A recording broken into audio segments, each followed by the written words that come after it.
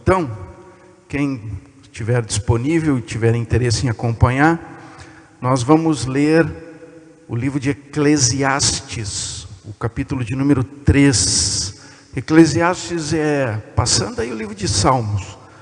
Tem Eclesiastes, tem Salmos, Provérbios, em seguida Eclesiastes. Capítulo 3, nós vamos ler o verso de número 1. Diz assim: tudo tem o seu tempo determinado, e há tempo para todo propósito debaixo do céu. Amém? Deus, na sua palavra, Ele sempre nos dá direção.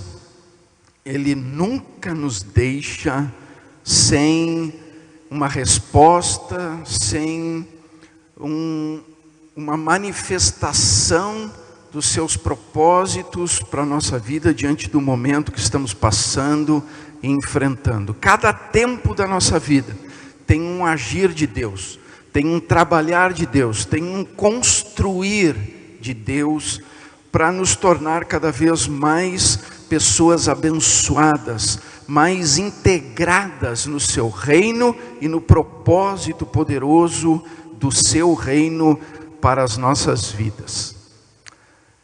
Em cada tempo há uma palavra específica para mim e para a sua vida. E nesse tempo que nós estamos, não faltam palavras. Palavras onde Deus nos deixa bem claro que Ele continua nos assistindo, que Ele continua cuidando de nós, que Ele continua manifestando o seu poder, a sua prosperidade, a sua provisão, o seu suprimento, a sua justiça, a sua graça e o seu amor. Mas é importante nós discernirmos o tempo, né? A gente entender que tempo estamos vivendo, que momento nós estamos passando, porque se a gente não entende o tempo que nós estamos vivendo, a gente não entende o propósito. E eu creio que esse é um momento onde tem duas palavras que dão a tônica dele. Eu creio que é revelação e reflexão. Por que revelação? Porque diante de todas as coisas que estão presentes hoje, não só aqui na cidade de Brusque, nem no estado de Santa Catarina, nem mesmo no Brasil, mas no mundo inteiro, há uma revelação que mostra que nós somos limitados, que revela que existe um limite que traz à tona a impotência de nossas vidas e de uma questão bem real, que diante da limitação e da impotência, nós estamos diante de uma necessidade de algo maior, mais poderoso, que possa nos trazer esperança. Porque a fragilidade, a impotência, a limitação, refletem a natureza do ser humano. Reflete. E diante dessas questões todas que estamos passando e enfrentando, isso é o que mais está revelado. Tem um limite para nós, seres humanos, diante da nossa capacidade, diante da nossa intelectualidade. Isso não quer dizer que ali na frente não vai se ter um resultado positivo de mudança e de transformação, até mesmo promovido pelo homem, porque Deus dá sabedoria ao homem, né? Mas a tônica é nós olharmos para nós e termos essa revelação. Temos limites, temos impotência, diante de até coisas bem inexpressivas, né? Bem inexpressivas, não pela amplitude do que o problema gera, mas pelo tamanho do problema em si, que é a fonte geradora de todas as outras circunstâncias, né? Não dá para nem ver a olho nu, né? E a outra parte que é da tônica é a reflexão. Então nós temos a revelação e a reflexão. Por quê? Porque quando eu tenho a revelação, então eu tenho o entendimento, compreensão do tempo que eu estou vivendo e o que está se desenrolando nesse tempo. Então eu posso refletir, porque não adianta eu ter informação e não fazer nada com ela. Então, diante dessas informações que estão reveladas, eu preciso refletir, e nessa reflexão eu preciso encontrar qual é o ponto de prioridade dentro da minha vida. E não só para a minha vida, porque começa com a minha vida, mas ela também se amplia para o meu casamento, para a minha família e até para as questões sociais, porque nós somos seres sociáveis. Moramos em meio a uma sociedade, fazemos parte de uma micro-sociedade chamada família. Então existe todas essas questões de relações e de inter-relações. E mediante essa revelação, a reflexão maior é eu olhar para dentro de mim. É eu olhar o que eu tenho produzido à minha volta, como eu tenho lidado com essas relações e essas inter-relações em todo o contexto da minha vida. Porque a gente vê que hoje as famílias voltaram para dentro da sua estrutura. E aí os desafios surgem de uma maneira impactante, porque a gente foi redirecionado a estarmos dentro desse contexto e aprendermos a refletir o que dentro desse contexto são as maiores prioridades. Então, eu preciso discernir esse tempo e entender que dentro desse tempo, hoje é momento de eu absorver a revelação que está sendo me dada e refletir para entender quais são as maiores prioridades para uma vida saudável, para uma família saudável, para um contexto onde na minha vida eu possa produzir coisas saudáveis. Então, tem até um versículo que diz que a gente deve viver o tempo chamado hoje, e tem um outro que diz que a gente deve remir o tempo. Ou seja, hoje, o que eu tenho para hoje, quais são as minhas prioridades hoje, diante do contexto que eu estou vivenciando e diante daquilo que é a minha realidade e o que eu posso produzir de benefício mediante o que a palavra de Deus me traz como instrução, como orientação para ter essa vida saudável. Porque tudo está aqui. Aqui tem resposta para tudo. E eu creio que a maior reflexão nesse tempo é buscar essas respostas. Porque o homem, com toda a sua tecnologia, diante de todo o seu desenvolvimento nas áreas que a gente vê aí tão evidentemente presente, né, informática, essas áreas de TI, equipamentos, recursos e todas essas coisas que é promovido através da própria internet, de todos esses recursos, né, tecnológicos, a gente também vê como o ser humano é frágil, como é limitado diante de coisas que saem fora desse campo de domínio. Mas há um tempo esses recursos estavam nos distanciando. Hoje eles estão nos unindo, nos reestruturando, reorganizando. Ou seja, a verdade é que no tempo chamado hoje, há um desafio maior de eu aprender e aplicar. Porque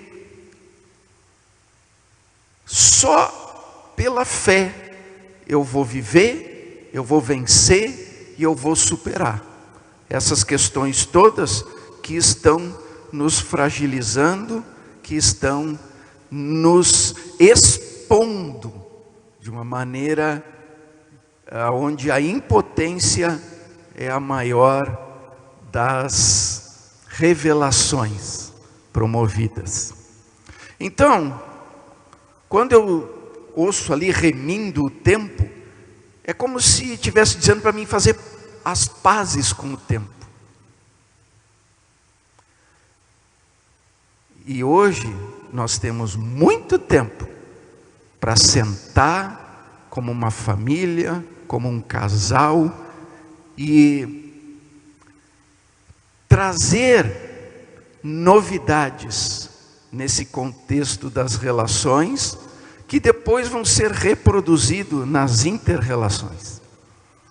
Nós temos aí uma possibilidade de começar a fazer uma convergência diante daquilo que o mundo estava querendo nos impor com essa mesma tecnologia, né, que hoje nós estamos aqui disponibilizando dela como um meio de gerar esperança à vida das pessoas em seus lares, onde estão abrigadas, onde estão recolhidas, onde estão, né, cumprindo esse momento de isolamento, né? Porque antes era o individualismo que estava presente. Hoje é um momento comunitário dentro desse contexto. E aí, Deus, através da sua palavra, pode fazer que esses momentos sejam agradáveis, aprazíveis, nessa nova construção promovida por esse momento. Então é hora de nós fazermos as pazes com o tempo. Como assim? Porque a gente tinha sempre a tal da frase na boca, que era a fonte motivadora para deixarmos de lado muitas coisas que deveriam ser feitas, mas nós não estávamos priorizando. Eu não tenho tempo. Então agora nós estamos fazendo as pazes com o tempo e tem muito tempo para a gente contextualizar esse novo momento da nossa vida, né? E eu creio que se a gente olhando para a palavra, a gente vê todo o movimento de Deus nesse momento. Se eu pego ali em Mateus, no capítulo de número 5, Evangelho de Mateus, capítulo 5, o verso de número 45, Mateus 5, 45, diz ali: para que vos torneis filhos do vosso Pai Celeste, porque Ele faz nascer o seu sol sobre maus e bons, e vir chuvas sobre os justos e os injustos. Isso significa que tudo que acontece na terra acontece sobre todos. A chuva é para todos, justos ou injustos. O sol é para todos, sejam maus, sejam bons. Todos vão estar debaixo da mesma situação, da mesma circunstância, dos mesmos desafios. Porque Deus, Ele não faz acepção de pessoas. Ele promove todos os benefícios, como também as questões desafiadoras, para todos dentro desse contexto. A questão é o que eu decido fazer diante desse tempo que eu estou passando, que eu estou enfrentando, e o que esse tempo está trazendo de circunstâncias desafiadoras para a minha vida. O que eu decido fazer? Porque tudo tem a ver com a minha decisão. Deus, Ele não criou o problema. Na verdade, o campeão de criar problema é o ser humano, com as suas vaidades, com o seu orgulho, com a sua soberba, com a sua arrogância, com a sua prepotência, com a sua inspiração de querer ter dentro do seu contexto o domínio de todas as coisas. E aí isso tem implicações, porque a gente pode brincar bastante com a natureza, mas chega um momento em que a natureza dá a resposta. Porque para toda a atitude tem uma consequência. Tudo aquilo que a gente tira da ordem normal, da ordem natural que Deus estabeleceu, e o homem é campeão de fazer isso, né, criar desordem, vai ter consequência. Essas consequências têm um preço. Hoje nós estamos pagando o preço do que os homens promoveram, mas Deus está usando o que os homens promoveram como um mecanismo reconciliador, como um mecanismo de fazer nós refletirmos por aquilo que essas circunstâncias estão nos revelando, e expondo da nossa natureza e desses pontos da nossa natureza, para nós podermos tomar uma nova decisão, que vai trazer um novo tempo sobre a nossa vida. E Deus, Ele deixa isso bem definido na sua palavra. Ali, se a gente pega Romanos, livro de Romanos, no capítulo de número 8, ali no verso de número 28, Romanos 8, 28, diz assim a palavra: sabemos que todas as coisas cooperam para o bem daqueles que amam a Deus, daqueles que são chamados segundo o seu propósito. Ou seja, tudo que o homem produz, gera, vai ter uma consequência diante do que está pré-determinado na estrutura natural das coisas, aonde se manifesta a perfeição de Deus.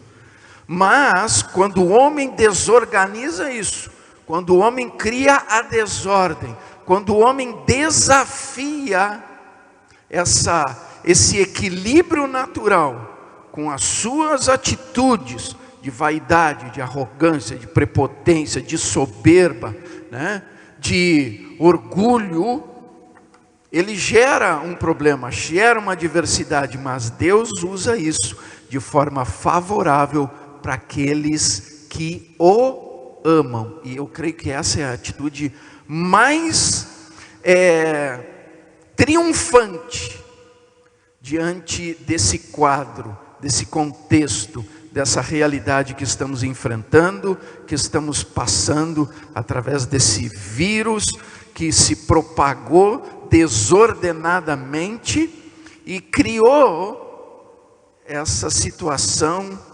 onde ficou bem definido que nós somos temporários nesse mundo. Somos temporários e tudo que há nesse mundo tem início, tem meio e tem fim. O único que tem vida eterna é Deus, através de Cristo Jesus, seu Filho. Tanto é que João 3,16 nos diz que Deus amou o mundo de tal maneira que nos entregou o seu Filho unigênito, para que todo aquele que nele crer tenha vida eterna e não pereça. Não pereça. Esse é o momento de nós nos agarrarmos naquilo que é maior, que é mais poderoso, que está acima de todas as coisas, que domina céus e terra e com o poder da sua palavra subjuga todas as coisas. Como assim, pastor? Nós temos vários exemplos na Bíblia. Jesus, quando estava no barco e uma tempestade tomou conta, diz que os discípulos, o acordando, disseram: mestre, não te dá que pereçamos? E diz que ele se levantou e imediatamente repreendeu o vento, repreendeu o mar e tudo se acalmou. Diz que os discípulos até ficaram maravilhados e ainda perguntaram: quem é esse que até o vento e o mar lhe obedecem? Esse é Jesus, aquele que tem poder sobre todas as coisas, aquele que definiu esse poder dizendo assim: olha, todo o poder e autoridade me foi dado tanto nos céus quanto na terra. E aí ele designa esse poder a nós mediante a fé, porque ele diz: olha, até hoje nada pedis em meu nome, mas a partir de agora, tudo o que pedirdes em meu nome, crendo, haveis de receber. O crer e a fé é uma dinâmica da nossa vida espiritual, que é uma fonte geradora para trazer à existência aquilo que em Cristo Jesus é possível se manifestar. Então, meus queridos, Deus pega as situações que nós mesmos criamos, mas para aqueles que o amam, mediante ter em seu coração Cristo como seu Senhor, como seu Salvador, tendo entendimento que só há salvação nele, por ele, para ele e com ele, esse amor faz com que todas as coisas venham cooperar para o nosso bem. E é exatamente o que Deus quer fazer, que esse momento que a gente tem o poder de decisão, a gente venha construir a nossa vida com novidades aplicadas nela, porque é isso que gera mudança, fazer o que a gente nunca fez, né? E aplicar conforme a palavra nos autoriza, conforme a palavra nos revela, de uma maneira eficaz, porque ela tem a sua eficácia em produzir exatamente aquilo para o qual ela foi designada, e ela não torna a Deus sem antes cumprir essa realidade. A palavra de Deus é a verdade e diz que Ele é fiel para com ela, e diz que todas as promessas de Deus já têm o seu amém, já tem, e todas sortes de bênçãos estão liberadas de maneira favorável para mim e para você em Cristo Jesus, nas regiões celestiais. Então nós podemos conquistar, nós podemos, mediante uma mudança de mentalidade, de pensamento, de postura, de atitudes, em concordância com o que Deus nos desafia a viver e a vivenciar, pelo que essa palavra revela, de termos tudo de maneira favorável, construtiva.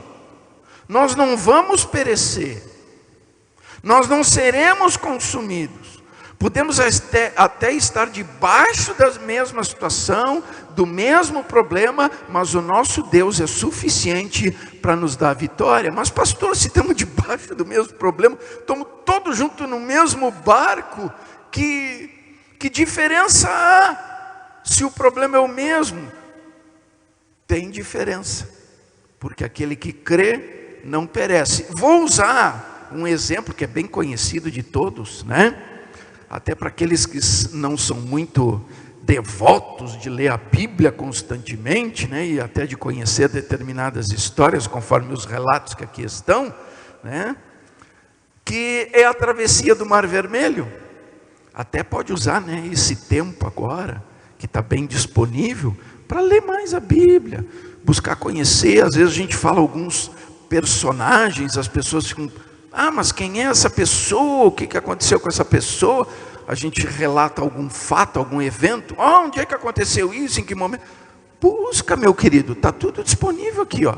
Abre a tua Bíblia e usa esse tempo que está disponível agora, né, para conhecer essas histórias, conhecer esses personagens e ver a grandeza de Deus agindo, fluindo, movimentando, né, através dessas pessoas que são até exemplo de fé para nós. Mas eu quero usar uma história bem conhecida, que até já tem vários filmes a respeito, que é a famosa travessia do Mar Vermelho. Vou narrar só aquele momento em que Israel está diante do mar, né? Tem uma edificação de uma montanha à direita, uma montanha à esquerda, eles estão espremidos, né, na parte do vale embaixo, o Mar Vermelho à frente, não tinha como escalar aquelas montanhas e nem aquele número grandiosíssimo de pessoas poderia fazer essa movimentação toda antes da chegada do exército dos egípcios, que vinham logo atrás deles, entrando pelo mesmo caminho. Ou seja, eles estavam cercados de todas as formas. Só tinha diante deles uma possibilidade: buscar a Deus, crer que as promessas que Deus tinha feito eram reais, crer que Ele era suficientemente poderoso para prover as vitórias que eram necessárias, que fossem materializadas para eles conquistarem aquilo que estava proposto. Porque quando Deus libera uma palavra, Ele mesmo assume a responsabilidade de fazer com que ela seja estabelecida. E diz então que Moisés, quando foi orar, Deus disse para ele: Moisés, não precisa nem orar, só levanta o cajado, bate na água, e verás o poder se manifestar a favor de vocês, para construir aquilo que precisa ser construído, para vocês terem a vitória. E diz então o relato que o mar se abriu, soprou um vento oriental de trás para frente, o mar se abriu, aquele vento, ao mesmo tempo em que ele dividiu as águas, ele secou a terra, porque diz que o povo de Israel cruzou com os pés enxutos, ou seja, onde eles estavam pisando não estava molhado, não estava encharcado, não estava úmido, estava seco. Porque o vento soprou a noite toda. E quando o mar abriu, estava tudo pronto. Diz que eles entraram, tinha um paredão de água à direita, um paredão de água à esquerda, e eles foram caminhando por entre as águas, em direção ao outro lado. Diz que eles chegaram do outro lado, e o exército egípcio entrou pelo mesmo caminho, tendo um paredão de água à direita, um paredão de água à esquerda, pisando em terra firme. Mas diz que quando eles avançaram até um determinado ponto, Deus começou a fazer com que a terra amolecesse, e eles começassem a diminuir o ritmo da sua marcha, o ritmo do seu avanço em direção à nação de Israel. As rodas dos seus carros começaram a travar, a atolar, e diz que quando aquele exército todo estava dentro totalmente daquelas águas, Deus disse: Moisés, levanta o cajado. E as águas se fecharam, e todos pereceram, morreram afogados, os cavalos, os seus cavaleiros, Faraó e o seu exército pereceu naquele mar. Tá, pastor, o que o senhor quer explicar com esse exemplo? Simples, meus queridos. A palavra de Deus não diz que o sol vem sobre os justos e os injustos, e a chuva é para os bons e é para os maus, ou seja, tudo acontece para todos. O mar representa o quê? A mesma situação. O problema era igual tanto para Israel quanto para o povo do Egito. Eles entraram pelo mar, eles caminharam o caminho que estava trilhado entre as águas. Ambos passaram pelo mesmo caminho, ambos passaram pelas mesmas águas, ambos enfrentaram a mesma situação. Mas o povo de Israel chegou do outro lado, e o povo do Egito pereceu na situação. Por quê? Porque a diferença é exatamente nesse ponto que eu quero findar o exemplo. O sol é para todos, a chuva é para todos, mas a chuva e o sol só causam dano, só promovem que pereça quem está sem Deus. Porque quem está com Deus passa pelo problema e chega do outro lado. E assim como Israel cantou e deu o brado de alegria, o brado de vitória, se regozijou com o poder do seu Deus, que lhes fez conquistar a sua liberdade, da mesma forma, nós que temos Deus, nós que o amamos, todas as coisas hão de cooperar para o nosso bem, porque Ele é poderoso, para que tudo aquilo que está estabelecido de acordo com os seus propósitos venha a ser concretizado na nossa vida como um testemunho de que Ele é fiel às suas promessas, de que Ele é justo para conosco e de que Ele cuida de nós, que Ele nos guarda, Ele nos preserva, Ele nos assiste, e por onde nós andamos, Ele está conosco. Foi exatamente toda a questão que envolveu Israel. O problema era o mesmo, a adversidade era a mesma, o desafio era o mesmo, mas a diferença é que um povo estava com Deus e um povo estava sem Deus. Então, meus queridos, diante da questão da revelação e da reflexão, como está a minha vida com Deus? Como que está a minha intimidade com Ele? Como é que está a minha intimidade com a palavra e com a aplicação da palavra na minha vida? Como que Deus está presente na minha vida, no meu casamento, na minha família, no meu lar, nos meus negócios, na minha empresa, na minha vida financeira? Como que Deus se faz presente? Mediante a disposição do meu coração de querer que Ele faça parte da minha vida, de querer ter relacionamento com Ele, de querer estar com Ele, de querer aprender dEle através da sua palavra e de querer praticar o que a sua palavra diz para usufruir da sua boa, perfeita e agradável vontade. De que maneira Deus pode dizer que está conosco? De que maneira? Porque essa resposta só nós temos. Se eu analisar, refletir, mediante a revelação do que eu estou sendo desafiado, porque, meus queridos, nós estamos num tempo que a vivência maior da nossa vida é pela fé. Tem gente já querendo olhar lá na frente. Não, meu querido, olhe o dia chamado hoje. O nosso tempo é o hoje, e no hoje nós cremos que Deus está presente, e por Ele estar presente, nós vamos chegar, completar a carreira, ultrapassar os problemas e chegar do outro lado para bradar a vitória que o Senhor promoveu. Nós estamos chegando próximo das 9 horas da noite, o dia passou, e se você olhar para trás, você vai ver que Deus cuidou, que Deus guardou, que Deus assistiu, que Deus proveu, que Deus esteve presente. Se o nosso coração tem essa disposição, tem essa entrega, tem essa determinação de estar com Ele, de andar com Ele, e dele ser uma das prioridades máximas da nossa vida, do nosso dia a dia, da nossa vivência. Porque é isso que faz a diferença. Se você abrir ali no livro de 2 Coríntios,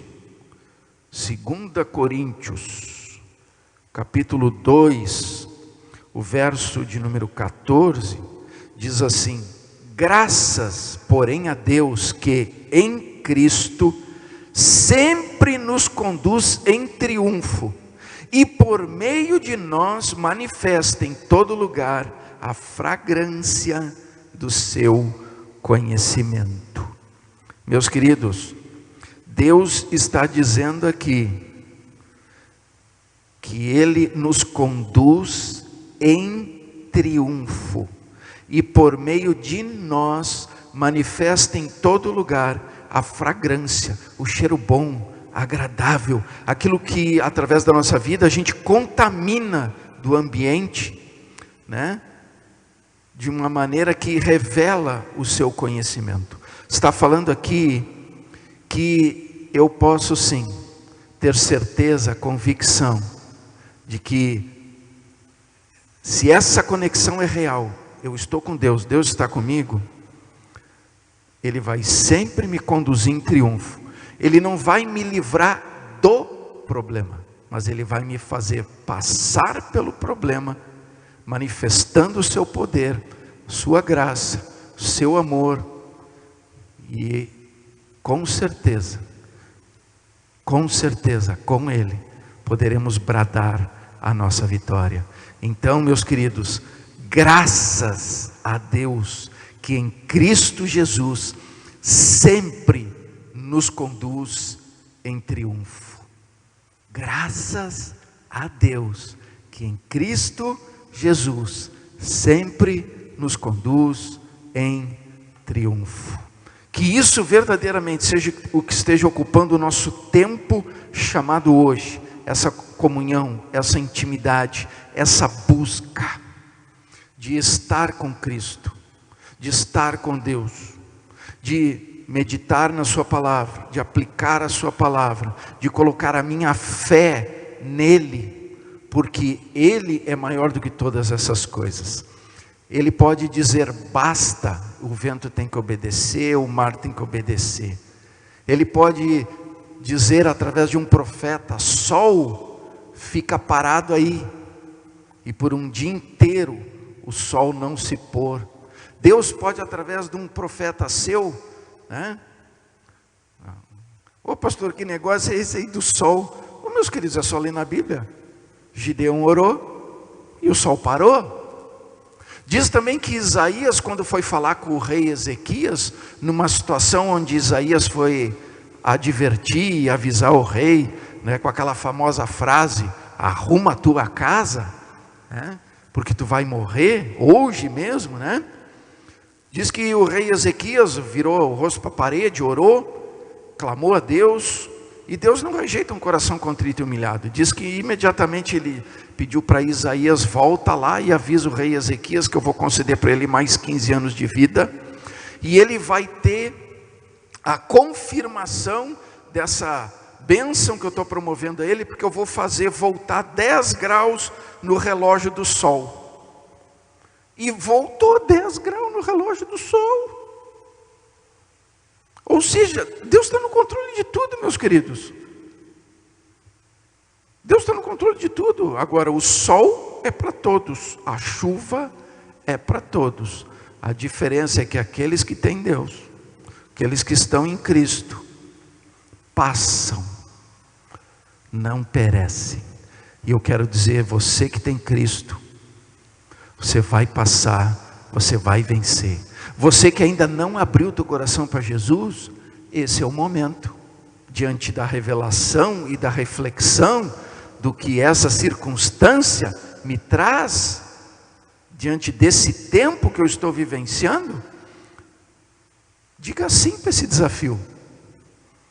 Diga sim, eu quero esse Jesus, eu quero ter experiência com esse Jesus, eu quero poder viver com esse Jesus, eu quero poder também ter essa mesma convicção de fé, por saber que Cristo está comigo, de que eu vou vencer, que eu vou superar, que eu vou alcançar vitória, que eu vou conquistar o meu milagre, que nada vai me faltar, que Deus vai me suprir, que Deus não vai deixar eu mendigar o pão, que a minha mesa vai ter suprimento, provisão, que a prosperidade de Deus vai estar presente na minha vida. Eu agora quero orar com você, e quero dar oportunidade nessa oração, de você entendendo que em Cristo, por Cristo, com Cristo, eu posso todas as coisas. Você fortaleça a sua fé, e você abra o seu coração e deixe Jesus fazer parte da sua vida. Coloca a mão no teu coração, e vamos fazer essa oração juntos agora. Senhor Deus Todo-Poderoso, está escrito na tua palavra que todas as coisas cooperam para o bem daqueles que te amam. E esse é um momento onde o nosso coração tem buscado esperança, tem buscado socorro, tem buscado recursos mediante a fé, para prosseguir, para continuar, para caminhar nessa jornada, para enfrentar as adversidades, para buscar aquilo que de ti procede, para vencer, para superar, para poder bradar que contigo vencemos, que contigo superamos, que contigo tivemos a vitória.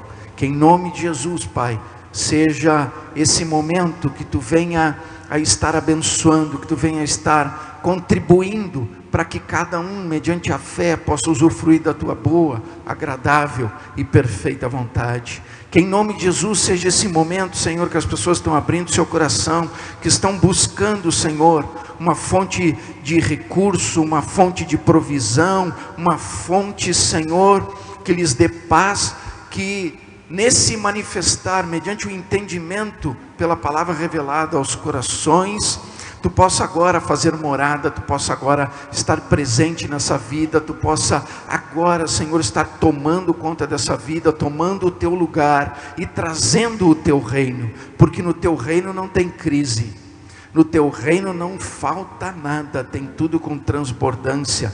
E em nome de Jesus, que seja isso a estar presente em cada lar, em cada família, e que em nome de Jesus, Pai, Tu nos faça em Cristo Jesus, nós triunfarmos diante dessas circunstâncias, diante desse problema, assim como Tu fez a Tua nação triunfar diante do Mar Vermelho e diante daquele inimigo que era o povo do Egito, os soldados, os cavaleiros, aquele exército que vinham contra eles para os abater.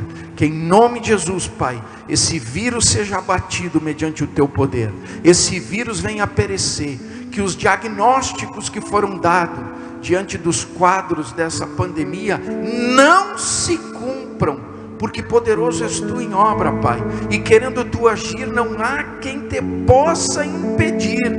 Mediante a nossa oração, mediante a nossa súplica, mediante a nossa intercessão, minimiza ao máximo essas circunstâncias adversas, promovidas, Senhor, por essas situações que o homem criou nesse mundo, Pai, pela sua maneira de se portar contra as coisas naturais e a ordem natural das coisas estabelecidas, com a sua vaidade, com a sua arrogância, com a sua prepotência. Que isso seja, Senhor, minimizado, para que as consequências sejam, Senhor, inexpressivas na vida daqueles que estão Te buscando, que estão crendo na Tua palavra, que estão crendo no Teu poder, que estão crendo que Tu és suficientemente poderoso para lhes abençoar, para lhes dar vitória, para lhes estar suprindo. Que em nenhum lar, Senhor, haja dano, prejuízo, mas sim o manifestar da Tua graça